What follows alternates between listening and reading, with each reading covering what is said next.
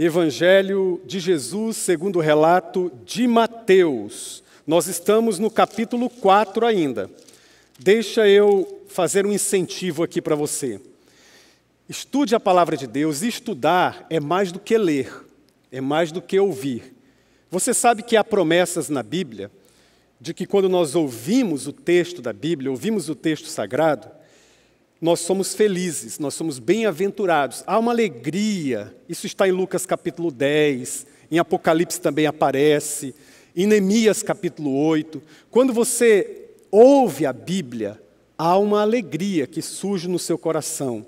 E quando você compreende as Escrituras, e a compreensão vem com um esforço de você se dedicar, de você ter um caderno de anotações, uma caneta, você marcar aquilo que mais chama a sua atenção, destacar aquilo que você percebeu que foi voz de Deus, que falou ao seu coração, que comunicou, que fez sentido com a sua vida.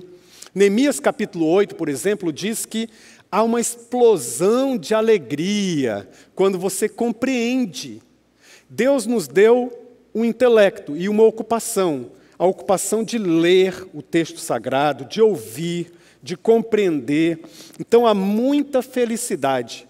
Por exemplo, em Lucas capítulo 10, há um regozijo. Jesus nos diz ali, quando Deus revela as coisas misteriosas aos pequeninos, ao coração dos pequeninos. Os pequeninos são aqueles que se dirigem ao texto sagrado com humildade, com simplicidade, com perguntas, mas não com questionamentos ocos, vazios, mas com perguntas sinceras.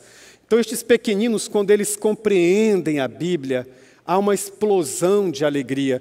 E talvez essa seja a alegria que esteja faltando aí no seu coração. Então, vamos lá, meu irmão, vamos lá, minha irmã. Eu te incentivo a estudar a Bíblia. Abra sua Bíblia em Mateus capítulo 4, faça suas anotações, ou no bloco de notas do seu smartphone, ou também num papel, caneta, enfim, vamos aprender as Escrituras Sagradas. E estudar a Bíblia sequencialmente é maravilhoso. Nós já estudamos o capítulo 1, o capítulo 2, o capítulo 3, estamos no capítulo 4, nós percebemos que o Evangelho de Mateus tem o objetivo de comunicar que Jesus é o Rei de Israel, o Rei enviado por Deus. E também ele é o Messias, que vem anunciar e instalar o reino. Nós já vimos isso. E também que ele é o verdadeiro Israel, é o Israel ideal, o Israel genuíno.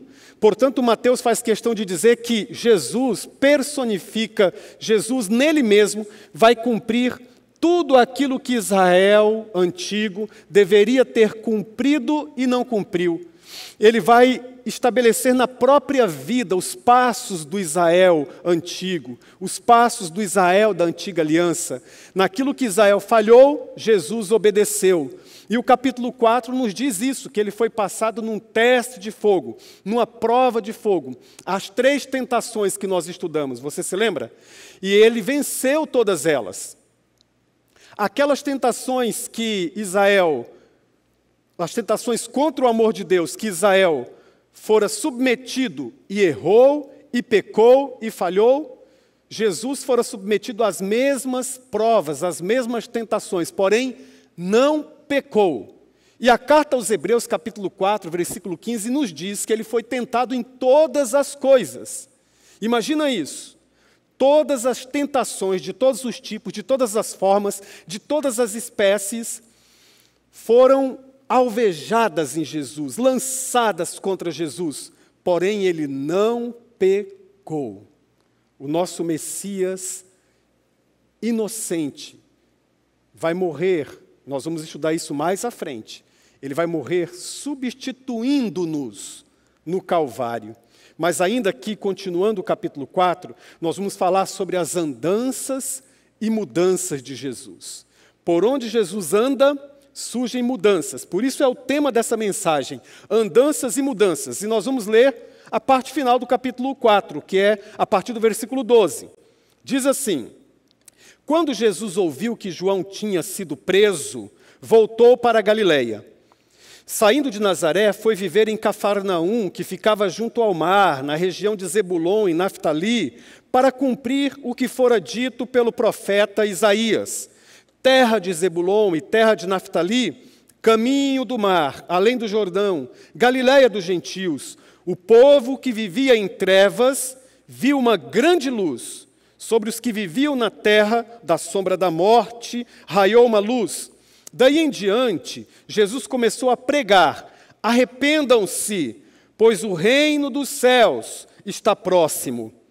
Andando à beira-mar, ao mar da Galileia, Jesus viu 2 irmãos, Simão, chamado Pedro, e seu irmão André. Eles estavam lançando redes ao mar, pois eram pescadores. E disse Jesus: sigam-me, e eu os farei pescadores de homens. No mesmo instante, eles deixaram as suas redes e o seguiram. Indo adiante, viu outros 2 irmãos, Tiago, filho de Zebedeu, e João, seu irmão. Eles estavam num barco com o seu pai, Zebedeu, preparando as suas redes. Jesus os chamou, e eles, deixando imediatamente seu pai e o barco, o seguiram. Jesus foi por toda a Galiléia, ensinando nas sinagogas deles, pregando as boas novas do reino, curando todas as enfermidades e doenças entre o povo.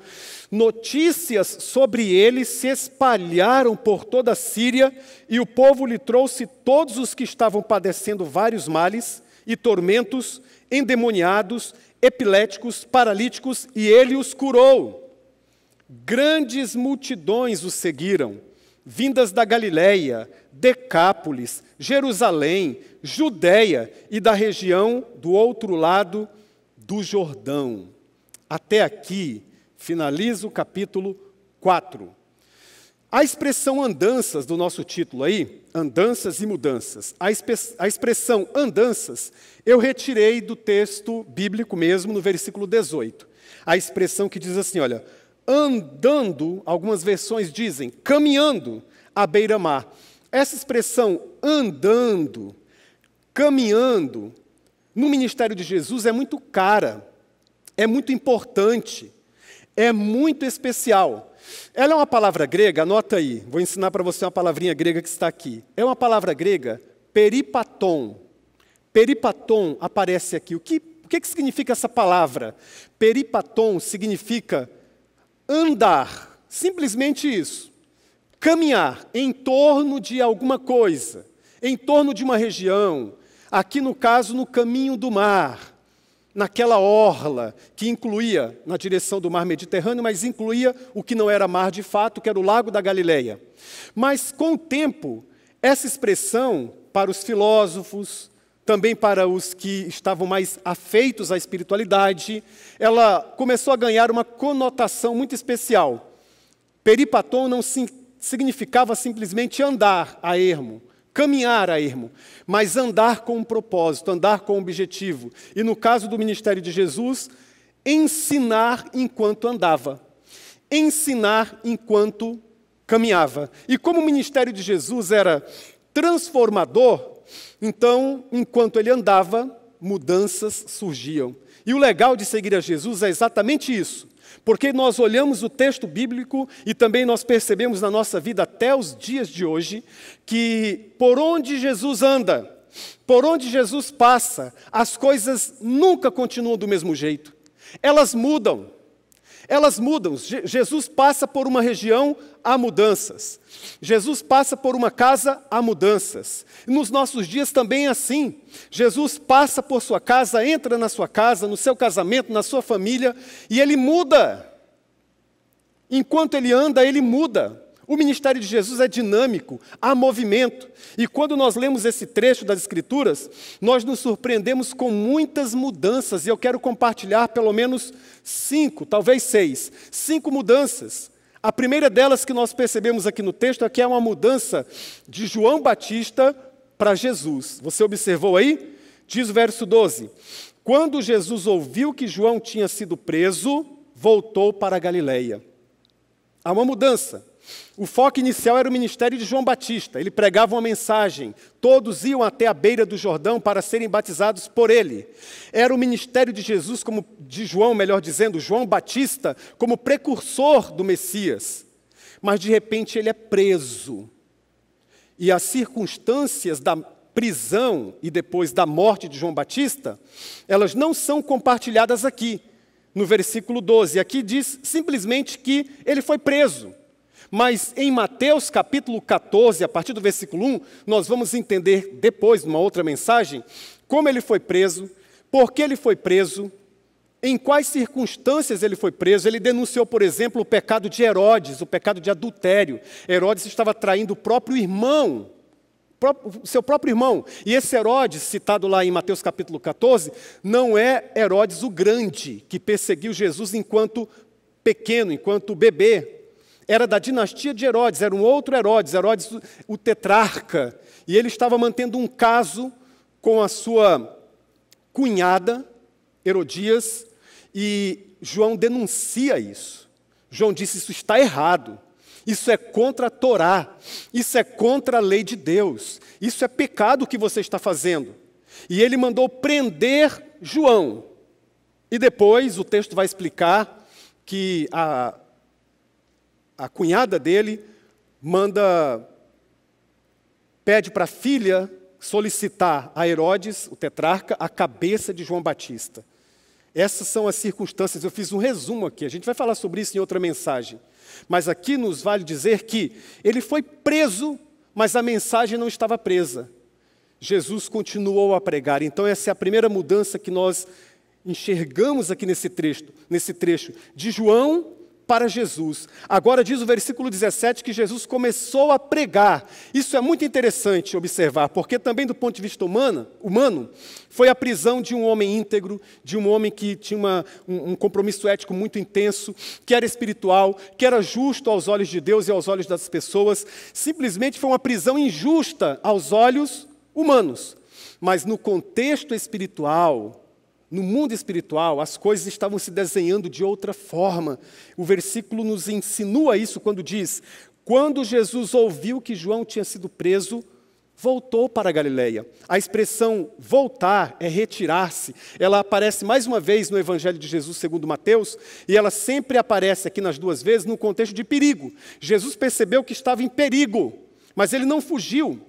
Ele simplesmente andou para outra região para o cumprimento de profecias. Por isso que a segunda mudança que nós percebemos aqui é das promessas do Antigo Testamento para o seu cumprimento no Novo Testamento. É uma outra mudança.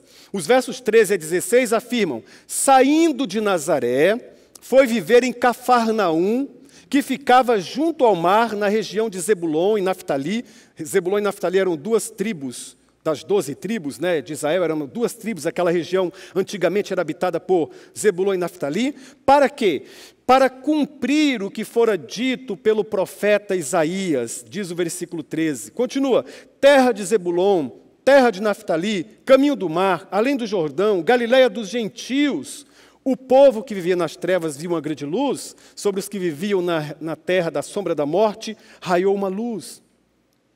Ele muda o seu lugar, não simplesmente por causa da prisão de João, mas ele muda o seu lugar, o texto nos diz, para cumprir a profecia que fora dito pelo profeta Isaías. Lá em Isaías capítulo 9, versos 1 e 2, está essa profecia. Interessante, João é preso. Aos olhos humanos, a prisão de um homem justo apenas, mas aos olhos de Deus, do seu plano master, do que ele está fazendo na terra, aquele movimento, aquela mudança de Jesus era para que se cumprisse uma profecia. Isso diz para você e para mim algo muito importante, que nós podemos confiar na Bíblia, podemos confiar na palavra e podemos confiar em Jesus. Por quê? Porque Jesus obedecia toda a palavra, cada movimento, cada ação, cada atitude, cada passo de Jesus estava ancorado nas profecias do Antigo Testamento. A sua vida era para cumprir a palavra. A sua vida era em submissão à palavra. A sua vida, como isso nos ensina, a sua vida era em obediência à palavra. Então aqui há uma outra mudança. A mudança das promessas do Antigo Testamento para o seu cumprimento nas páginas do Novo Testamento a partir de Jesus. Mas há uma terceira mudança, do sul para o norte, do sul para o norte. No texto que nós lemos, ele sai do sul daquela região e vai para a região da Galileia dos gentios, Zebulon, Naftali, caminho do mar. Existiam duas rotas de comércio naquela época. A mais festejada, a mais celebrada era a rota do caminho do mar. Jesus sabia que ali existiriam muitos pescadores, muitas pessoas simples, muitas pessoas comuns do povo, e ele escolhe aquela região para iniciar o seu ministério.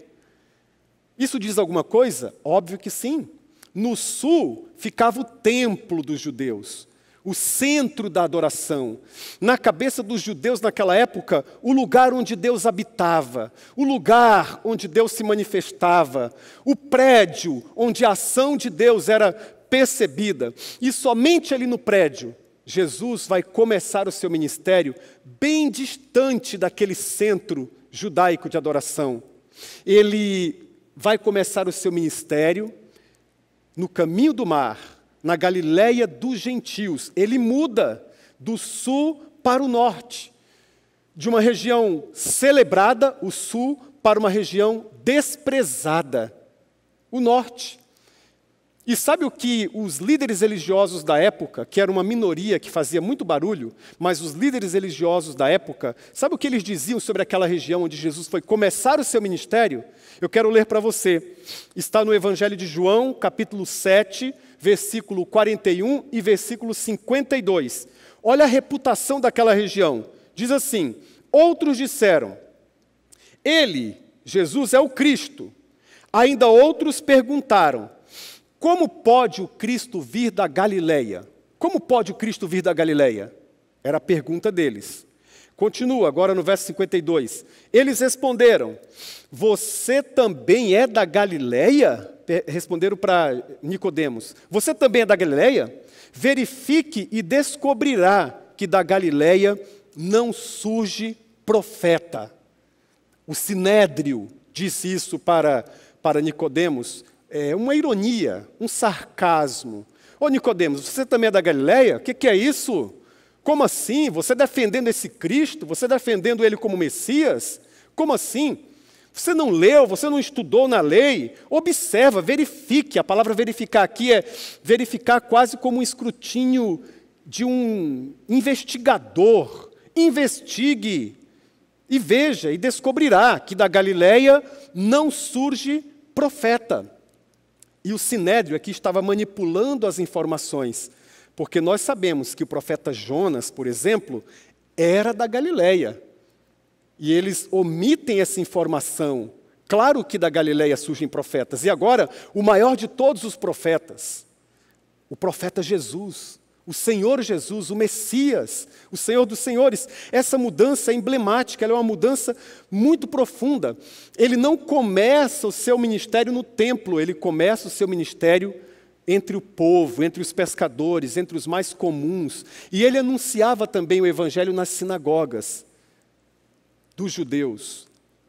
Porque o cristianismo ele surge, ele é uma expansão do judaísmo original, do judaísmo bíblico. O judaísmo bíblico dizia, nós esperamos o Messias. Vem a pessoa de Jesus e diz, eis o Messias, eu sou o Messias. E é tão bonito ele começar o ministério distante daquele centro oficial, e ele se mete naquela história de vida daquelas pessoas todas. Esse jeito de Jesus agir me apaixona, e eu tenho certeza que apaixona você também. Mas há uma quarta mudança, das trevas para a luz. Olha o versículo 16. O povo que vivia em trevas viu uma grande luz, sobre os que viviam na terra da sombra da morte, raiou uma luz. Raiou uma luz. Mateus capítulo 4, versículo 16. É importante a gente relembrar o que eu disse antes sobre a fama de desprezo que possuía aquela região. Aquela região sofrera muito no período dos assírios. Aquela região, os assírios levaram para lá pessoas de várias culturas, de várias formas, e o judaísmo era praticado ali, mas de uma forma não pura, não purificada. E muitos daquela região abandonaram Deus, abandonaram a fé, se entregaram às suas paixões pecaminosas, se entregaram a muitas realidades contrárias ao que a Bíblia ensinava. Então era uma região não apenas de má reputação. Em muitos aspectos era uma região que carregava dentro de si uma percepção de desprezo, uma percepção, e a gente não tem uma ideia muito clara do que o ambiente, claro, nós sabemos que o ambiente pode influenciar sim a educação, a cultura, a formação de muitas pessoas, mas nós não conseguimos imaginar todo o impacto disso na vida espiritual de uma pessoa. Eles foram alijados, rejeitados, considerados de segunda classe, de segunda categoria. Eles viviam, do ponto de vista espiritual, do ponto de vista da educação formal da época, eles viviam como marginais. Eles estavam à margem, nesse sentido, marginais nesse sentido. Estavam à margem da cultura vivenciada no Sul, da cultura espiritual vivenciada pelo templo. Ninguém se lembrava deles, ninguém queria saber deles. Eles apareciam apenas nos ditados como esse, citado pelo Sinédrio. Pode vir alguma coisa boa dessa região? Será que surge gente nobre dessa região? E aí diz a Bíblia que essa região que vivia em trevas, no pecado, em trevas de esquecimento social, em trevas de preterimento comunitário, em trevas. Essa região que experimentava trevas viu uma grande luz. E que luz é essa? Não é simplesmente um assentimento místico, uma visão, não, é algo prático. Luz, Mateus está se referindo ao ministério de Jesus, à pessoa de Jesus e ao ministério de Jesus. João vai dizer depois, no capítulo 6, que ele é a luz do mundo, em João capítulo 6. Mas aqui, Mateus diz, essa região viu uma grande luz, e isso estava cumprindo também uma profecia da antiga aliança. E que luz é essa? A presença de Jesus e a realização do seu ministério triplo. Jesus começou o seu ministério com 3 ênfases especiais. E eu quero ler para você nos versos 23 a 24 do capítulo 4 que estamos estudando. Diz assim, Jesus foi por toda a Galileia, primeira ênfase, ensinando nas sinagogas deles, pregando, segunda ênfase, as boas novas do reino de Deus e curando, terceira ênfase, todas as enfermidades e doenças entre o povo. Notícias sobre ele se espalharam por toda a Síria, e o povo lhe trouxe da Síria todos os que estavam padecendo vários males e tormentos, endemoniados, epiléticos e paralíticos, e os curou. E os curou. Ensinando as 3 palavras que aqui estão no gerúndio. Ensinando, pregando e curando. Ensinando, iluminando a mente deles, a compreensão deles, o coração deles. Chega luz na mente deles. Pregando, instruindo, iluminando o coração deles para as verdades da Bíblia, as verdades espirituais das Sagradas Escrituras, e curando as mazelas, trazendo luz para as trevas que as doenças trazem, vêm junto. As trevas, uma doença num organismo individual, tem um poder de adoecer toda a família. Eu não estou falando aqui de transmissão de vírus, de bactérias, não. Estou falando agora de um ambiente doente. Uma enfermidade é o que está no meu corpo. Uma doença é o que já se espalhou no ambiente. E todos vocês que me assistem neste momento e que cuidam de alguém que está enfermo em casa, além de todo o amor e de todo o cuidado, com o passar do tempo, você vai experimentando cansaço, você vai experimentando tristeza, E você vai lutando, e em algum momento você vai experimentando também doença. Você começa a sentir manifestações no seu corpo. Você não está doente, mas a mente comunica que o seu corpo não está muito bem. Então, as 3 palavras que Jesus utiliza aqui, essas 3 palavras, elas são importantíssimas. São 3 ênfases do ministério de Jesus. Ensinando é didaskalon no grego. Didaskalon é ensinar, comparando coisas espirituais com coisas espirituais. Pregando é a palavra querusson, que também dá origem à palavra querigma, que é proclamação. Ele proclamava o querusson, o pregar é pregar com a autoridade de quem anuncia um rei, a chegada de um rei, o estabelecimento de um rei que conquistou aquela região toda. Jesus estava dizendo, essa região outrora fora desprezada, mas agora com a presença do Filho de Deus, com a presença do Messias, eu proclamo que o reino chegou entre vocês. Eu proclamo que as coisas vão mudar, mas preste atenção, a mudança é de dentro para fora. A mudança é do coração para o comportamento, é da motivação para a conduta. É o querusson. E, finalmente, o terapeion, de onde se origina a nossa palavra em língua portuguesa, terapia. Está aqui a palavra terapia, é terapeion. Terapeion significa curando. Curando o corpo, curando a alma. Curando enfermidades. Prestem muita atenção nisso, para depois você não interpretar de outra forma, de outra maneira. O texto diz claramente aqui de doenças que são orgânicas, que são físicas, que são doenças percebidas através de manifestações sintomáticas no corpo, mas o texto também nos diz de doenças conectadas a contextos espirituais. E Jesus curava as duas. Algumas doenças dessas que Jesus curava aqui eram doenças causadas por demônios. Eram doenças espirituais. Olha para mim, a ciência, até o dia de hoje, ela já conseguiu alcançar uma dimensão das doenças psicossomáticas. São manifestações corpóreas e físicas de desarranjos da alma, da psique, de desordem da psique. Há uma dor tão profunda na psique que isso se manifesta, às vezes, em dores no corpo, em dores as mais diversas, em casos mais severos e mais radicais, até em doenças autoimunes, em doenças como um câncer, por exemplo. Com isso eu não estou dizendo que todo tipo de câncer, todo tipo de doença autoimune tem a ver com essa dimensão psicossomática. Mas os médicos que assistem agora a essa live sabem disso. Agora, o que a ciência não conseguiu antever ainda e antecipar ainda são essas doenças que Mateus trata, mas Lucas, que era médico, trata com muito mais propriedade, doenças zoessomáticas ou pneumossomáticas. Essas duas palavras, zoe e pneumo, elas dizem respeito à vida espiritual. Você se lembra de uma citação bíblica que tinha uma mulher que vivia encurvada durante muitos anos, longos anos, ela vivia encurvada. O texto diz claramente ali que o motivo daquela doença era de ordem satânica, era de ordem demoníaca. Muito bem, Jesus aqui curava todas essas doenças.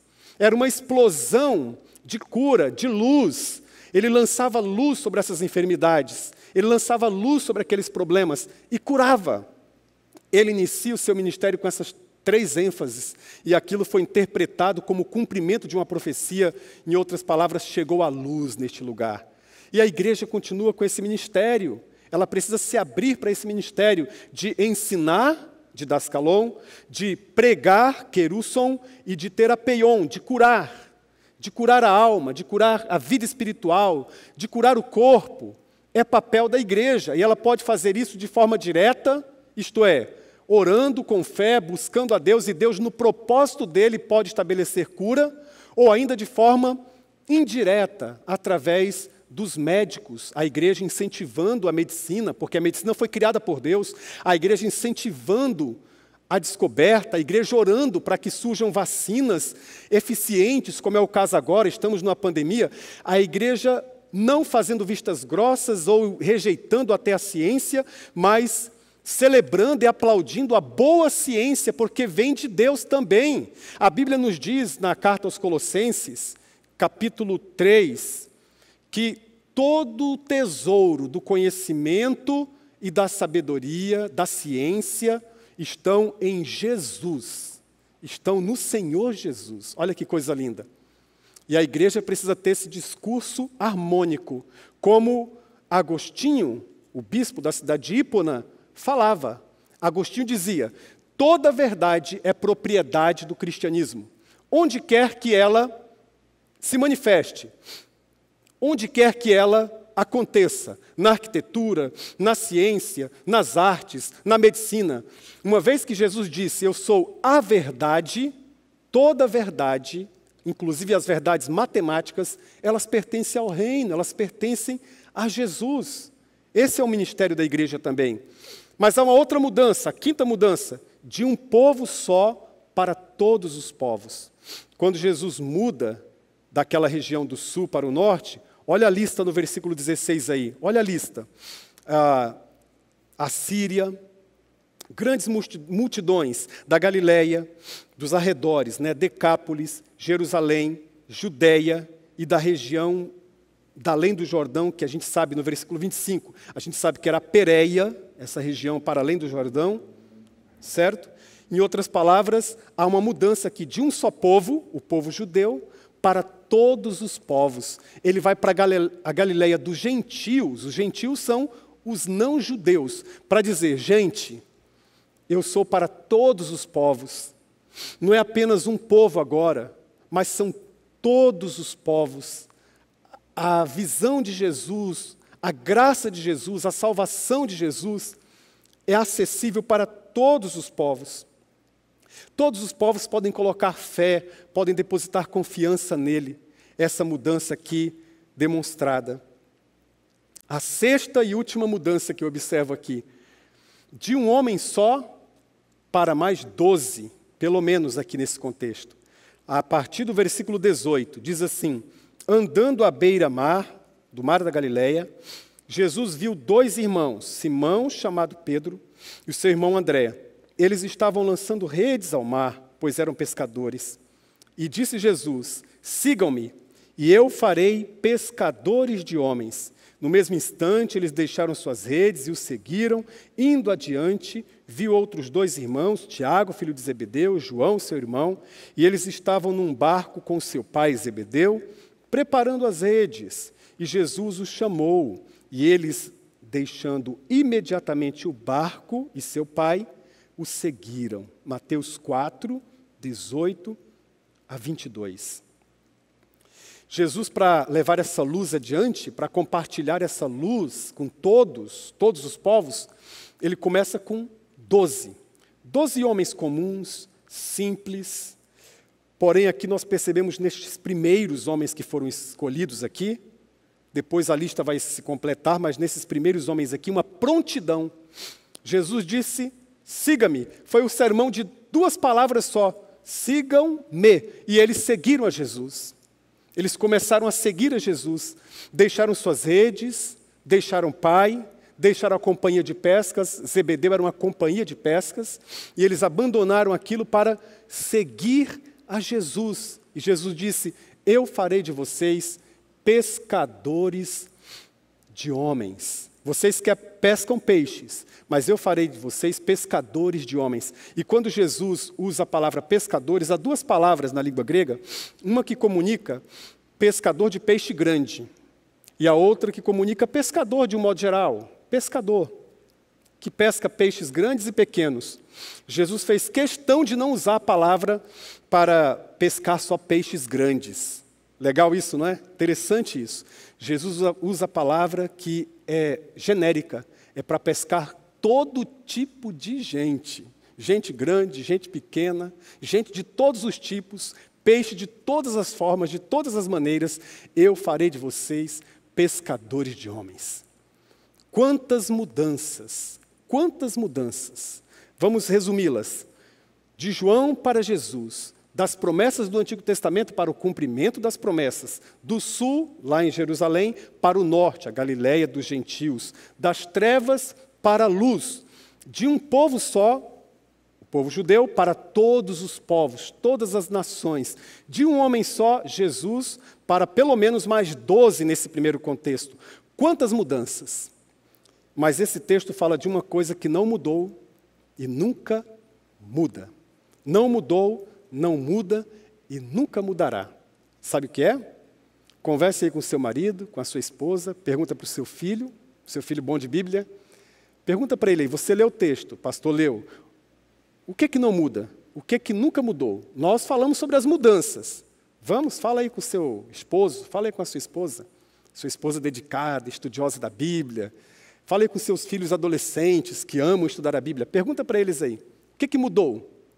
Aliás, o que não mudou, o que mudou nós vimos aqui, uma lista de 6 coisas, mas o que não mudou, o que não muda e o que nunca mudará. Já tem a resposta? Creio que sim, um grande grupo. A resposta está aqui. O que nunca mudou, o que não mudou aqui, não muda e nunca mudará, sabe o que é? É a mensagem. A mensagem. A mensagem nunca mudou, não muda e não mudará.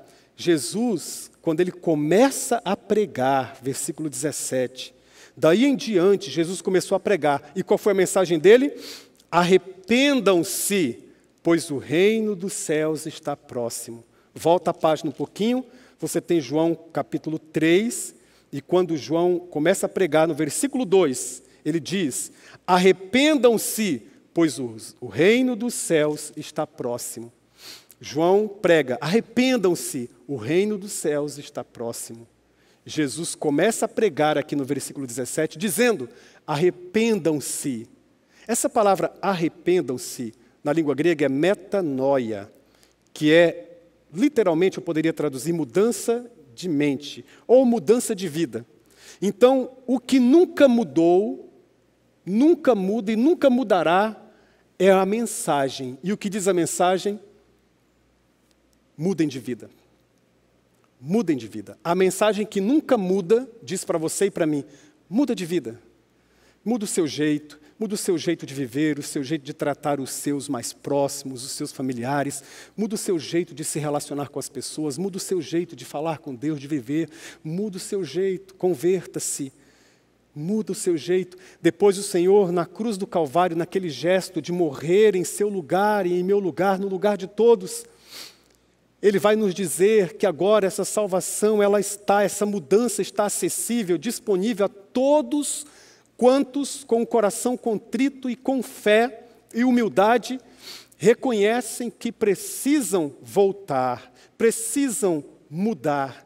Do jeito que está não está legal, não está bom, está ruim demais, que precisam retornar para Deus, voltar para Deus e, portanto, na obra perfeita de Jesus na cruz, em seu lugar e em meu lugar, ele diz, depositem confiança na minha obra, depositem confiança no que eu fiz por vocês. Tudo isso tem a ver com esta simples palavra, arrependam-se. Arrependam-se é uma mudança de mente, é sair de um contexto em que você é o dono, você é o senhor de si mesmo, você olha só para o seu umbigo, para o seu ventre, você está girando em torno dos seus próprios desejos, dos seus próprios afazeres, dos seus próprios negócios.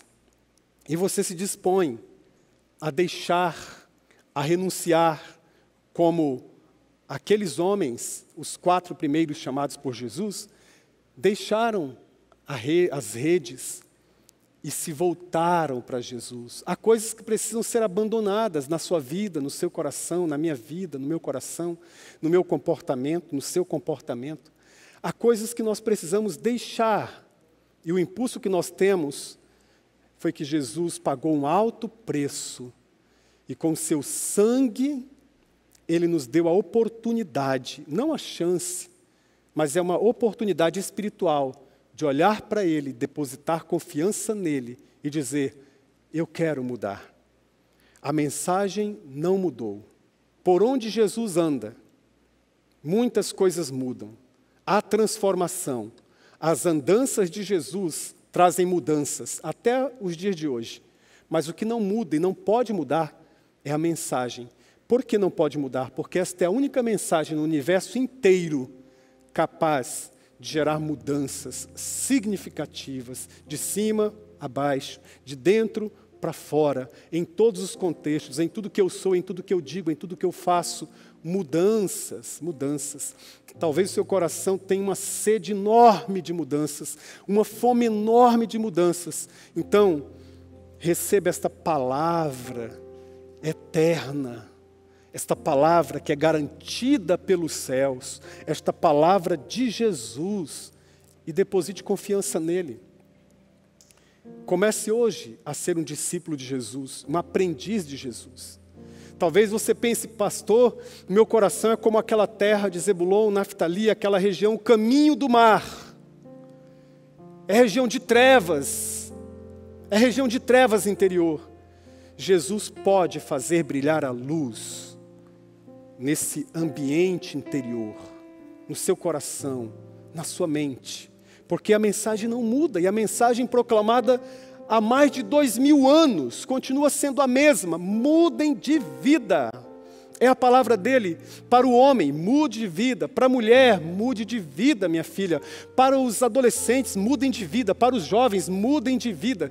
Para todos: mudem de vida. Essa mensagem que nunca muda, ela é capaz de fazer uma transformação e inaugurar uma porção de ineditismos dentro de nós. A maneira, a partir de uma conversão genuína, não apenas de uma compreensão intelectual, mas de uma acepção, recepção, aceitação genuína da palavra de Deus como palavra de Deus.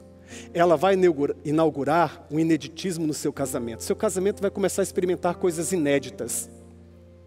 A relação com seus filhos também vai experimentar ineditismos. A relação com as pessoas, tudo, a relação consigo mesmo, tudo.